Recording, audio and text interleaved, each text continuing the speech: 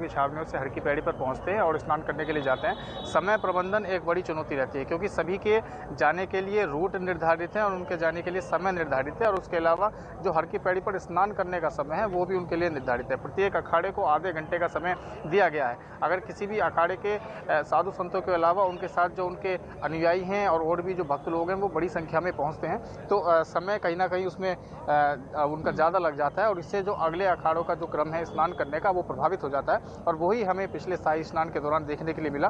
बैरागी अखाड़ों के साथ साथ जो उनके संत थे वो बड़ी संख्या में जो उनके श्रद्धालु थे, उनके अनुयायी थे, वो सब अपने अपने वाहनों से पहुंचे, और वाहनों की संख्या, वाहनों की कतार इतनी ज़्यादा होगी, कहीं ना कहीं समय को उन्होंने जो है वो क्रॉस कर दिया और उस वजह से ये अव्यवस्था फैली।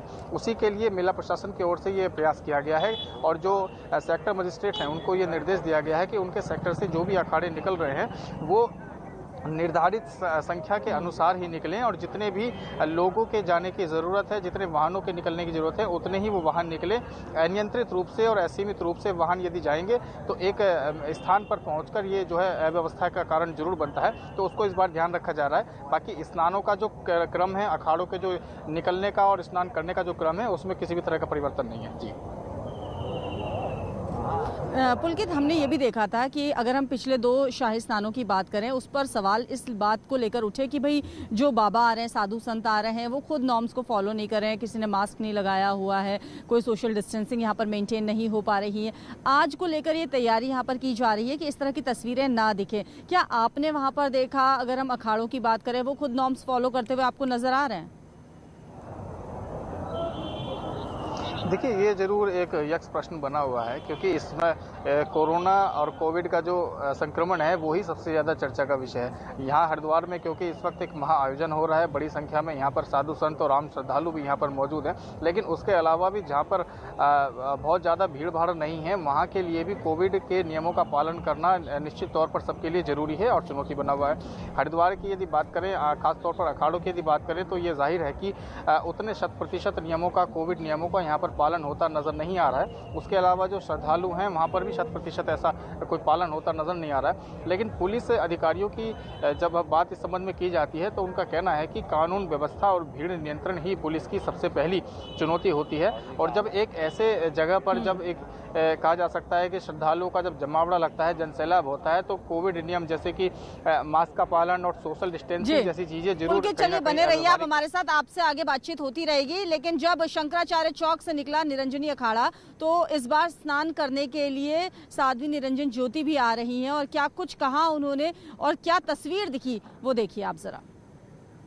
कुंभ मेले का तीसरा और सबसे महत्वपूर्ण शाही स्नान, मेष पूर्णिमा का स्नान आज किया जा रहा है। निरंजनी अखाड़े की जो पेशवाई है वो अपने अखाड़े से निकल चुकी है और हर की पैड़ी की तरफ रवाना हो रही है। थोड़ी देर में निरंजनी अखाड़े के साधु संत सबसे पहले हर की पैड़ी के ब्रह्मकुंड पर पहुंचकर शाही स्नान करेंगे।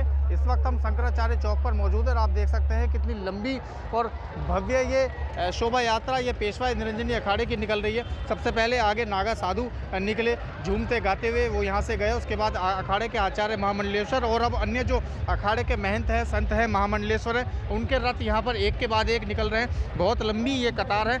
उनके साथ उनके जितने भी अनुयायी हैं, जितने भी उनके भक्त हैं, वो उनके साथ बैठे हुए हैं। और आप देख सकते हैं कि किस तरह से बड़ी संख्या में यहाँ पर पुलिस बल तो सुरक्षा के मद्देनज़र तैनात है ही, उसके अलावा बड़ी संख्या में जो आम श्रद्धालु हैं, जो और कुंभ मेले में पहुँचे हुए जो लोग हैं, वो यहाँ पर देखने के लिए उनको खड़े हुए हैं। किसी भी तरह से वो साधु संतों की एक झलक पाने के लिए यहाँ पर आतुर है। और साधु संत भी अपने अपने रथों से उनका अभिवादन स्वीकार कर रहे हैं और उनको प्रसाद स्वरूप कुछ ना कुछ यहाँ से भेंट कर रहे हैं। तो बहुत ही एक विहंगम ये नज़ारा है, जैसा कि 12 अप्रैल के स्नान में, सोमती अमावस्या के स्नान में हुआ था, ठीक उसी तरह से ये दृश्य एक बार फिर से दोहराया जा रहा है। और आज का भी स्नान जो है वो पूरी तरह से भव्य और दिव्य यहाँ पर होने जा रहा है। न्यूज़ 18 पुलकित शुक्ला, हरिद्वार।